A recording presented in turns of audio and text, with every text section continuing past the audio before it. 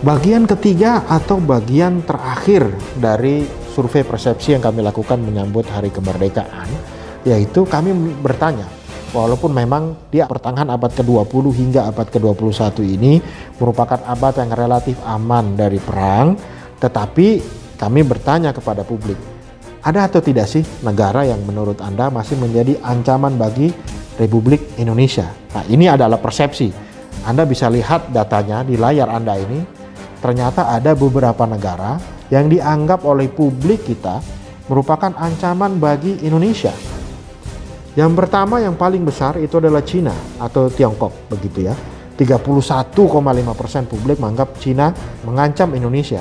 Dan angkanya ini jauh lebih besar dibandingkan dengan negara-negara lain. Contohnya misalnya di peringkat kedua ada Amerika Serikat 10,8%, Malaysia 4,3%, di peringkat keempat ada Israel 3,9%, di peringkat kelima ada Myanmar 3%, di peringkat keenam ada Korea Utara 1,7%, kemudian ada Belanda 1,1%, Australia 1%, Singapura 1%, Jepang 0,9%, dan sisanya yang tidak tahu, merasa tidak tahu atau tidak menjawab adanya ancaman dari negara lain kurang lebih 40,9%.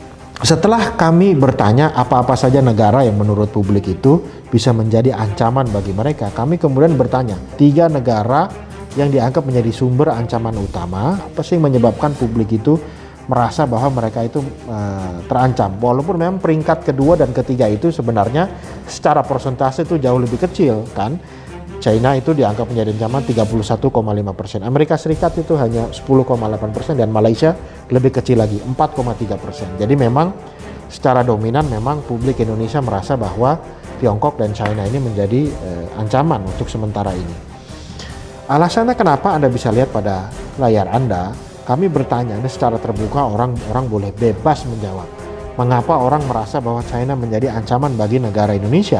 Alasan pertama mengapa publik menganggap Cina menjadi ancaman bagi Indonesia itu adalah kedatangan tenaga kerja asing yang membuat yang rakyat menganggap bahwa itu membuat rakyat semakin susah. Ada 19,2%. Seperti Anda ingat pada bagian ke-1 dan bagian kedua dari survei, publik secara umum rata-rata dominan menyatakan bahwa situasi ekonomi sekarang ini itu adalah situasi ekonomi yang tidak baik, begitu. Nah, sehingga wajar saja apabila publik kemudian merasakan adanya tenaga kerja asing terutama yang berasal dari China itu dianggap membuat posisi mereka untuk mencari pekerjaan itu lebih sulit dari sebelumnya. Alasan kedua mengapa publik menganggap bahwa China itu ancaman, yaitu 6,8% menyatakan situasi pergolakan yang sedang ada di Laut Cina Selatan ini. Kalau kita sama-sama melihat berita, kita tahu selain Amerika Serikat juga mengirim aircraft carrier begitu atau kapal induk, pesawat pembom. Nah, China sebagai pihak yang mengklaim Laut Cina Selatan mayoritasnya juga melakukan hal yang sama, sehingga sekarang sedang terbangun situasi konflik yang cukup panas atau ketegangan yang ada di Laut Cina Selatan.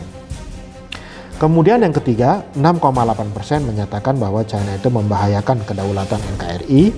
6,8% menyatakan juga bahwa China itu dianggap banyak menguasai ekonomi Indonesia. Kemudian kedatangan investor yang tidak disukai 4,1%. Ideologi komunisme yang dianggap sekarang ini menyebar 2,7%. Menguasai sumber daya manusia dan sumber daya alam di Indonesia 2,7%. Pelanggaran zona ekonomi eksklusif terutama di Laut Natuna ya, Laut Natuna Utara yang itu memang berbatasan dengan Laut Cina Selatan, begitu ya, 1,4%, dan yang terakhir dianggap bahwa virus COVID-19 ini itu memang menyebar dari Cina, 1,4%. Lantas kemudian kenapa ada 10,8% penduduk yang menyatakan bahwa Amerika Serikat itu mengancam? Kita bisa melihat ada alasan yang berbeda juga. Anda lihat pada layar Anda, ada 20% publik yang menyatakan bahwa Amerika mengancam, itu karena menyatakan Amerika memiliki persenjataan yang sangat kuat, begitu ya. Jangan lupa bahwa Amerika merupakan negara dengan kekuatan nuklir, satu dari beberapa kekuatan nuklir terbesar di dunia. Kemudian yang kedua, 12% menyatakan bahwa Amerika Serikat ini banyak menguasai ekonomi di Indonesia.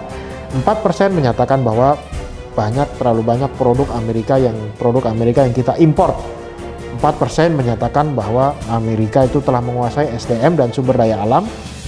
4% sumber daya mereka jauh lebih bagus daripada negara kita. 4% lagi menyatakan bahwa Amerika Serikat kerap melakukan intervensi terhadap negara berkembang.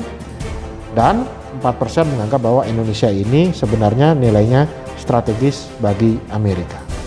Negara ketiga yang dianggap yang masuk dalam kategori peringkat 3 besar dari negara yang dianggap publik itu mengancam Indonesia itu adalah Malaysia.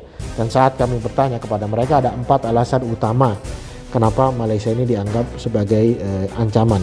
Yang pertama, 40% begitu ya menyatakan bahwa Malaysia ini kerap mengklaim budaya atau produk-produk kultur yang dimiliki oleh Indonesia. Yang kedua, 10% menyatakan bahwa ada isu tentang batas wilayah atau perebutan batas wilayah antara Indonesia dan Malaysia. Kemudian yang ketiga itu adalah 10% lagi menyatakan bahwa Malaysia ini kerap mengklaim atau menyatakan lebih maju daripada Indonesia. Dan 10% terakhir, publik merasa bahwa Malaysia itu banyak menguasai beberapa sendi-sendi perekonomian di Indonesia.